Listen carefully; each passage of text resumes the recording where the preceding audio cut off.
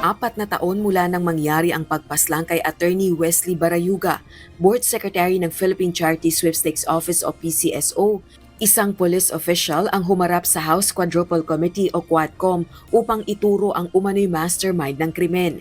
Itinuro ni Police Lieutenant Colonel Santi Mendoza, kasalukuyang nakatalaga sa PNP Drug Enforcement Group Headquarters, si National Police Commissioner Edilberto Leonardo na humingi umano sa kanya ng tulong noong 2019 upang ipapatay si Attorney Wesley Barayuga.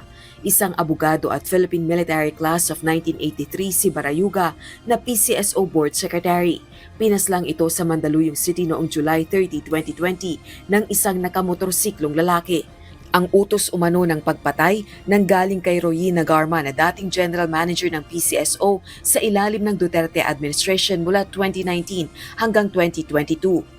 Kinausap naman ni Mendoza si Nelson Mariano, ang naghanap ng hitman na papaslang kay Barayuga. 300,000 pesos umano ang ibinayad sa kanila sa operasyon. 200,000 pesos ang napunta para sa hitman, samantalang 40,000 kay Mendoza at 60,000 naman kay Mariano. Parehong bagong testigo sa Quadcom sina Mendoza at Mariano. Tinuring ko silang mga upper class, tapos ang taas ng tingin ko sa kanila, binigyan ako ng trabaho na sakit sa dibdib eh. Binigyan po ako ng trabaho ng mga upper class ko na ikakasira ng buhay ko. Sino yung inosenteng tao na pinatay mo? Pinatay nyo? Si Sir Wesley Barayuga po. Sino ba yung mga taong tinutukoy mo? Sila Sir Leonardo na nag-utos sa amin. Aside from Colonel Leonardo, At si Ma'am Garma po. Colonel Garma, who else? Wala na po. Ang akusasyong ito, kapwa pinabulaanan ni Nagarma at Leonardo. Hindi ko po gagawin yun. Okay, Lalong-lalo na dun sa Class 83 po yung Class 83 ng PMA, pinag-uusapan correct? dito. Napakadelikado po nun. Kaya ko pong umarap sa lahat ng Class 83 na ako wala po akong kinalalaman dyan sa nangyari na yan. Alright. Same with you, Colonel Garma, di ba? As a police officer and as a former government employee, you would never, at any instance, order the death of any other person. Yes, Correct? Mr. Chair. Never talaga. Hindi po, No. lalong-lalo na po kasamahan ko pa sa opisina. Mabait po yung taong yun, Mr. Mabait Chair. yun. Wala akong naalalang ginawa niyang hindi mabuti po. Naniniwala naman ang mga kongresista, layunin ng pagpatay na pigilan si Attorney Barayuga na tumestigo laban sa mga umanig katiwalian ni Garma sa PCSO.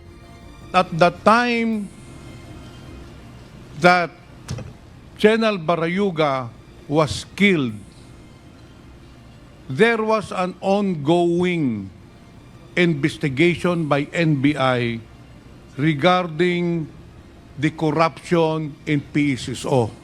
Bago po siya napatay, itong si General Barayuga, according to NBI officer in charge Eric Distor, General Barayuga was prepared with all the documents, and in fact, he was prepared to testify against the corruption and illegal practices in PCSO. Yun po ang motive bakit po pinatay si General Barayuga. The motive of the killing of General Barayuga was to stop General Barayuga from testifying against Colonel Garma. Nais ng Quadcom na makapagsagawa ng malalimang investigasyon ang National Bureau of Investigation sa krimen. Kabilang din sa irerekomenda ng 4 House panels ang pagsasampa ng kaso laban kina Garma at Leonardo kaugnay ng pagpaslang kay Barayuga. Kapwa rin iniuugnay ang dalawa sa pagpaslang sa 3 Chinese drug lords sa Davao Prison and Penal Farm noong August 2016. Rosa Licoz, UNTV News and Rescue. Diyos ang aming sandigan, serbisyo publiko ang aming pinahahalagahan.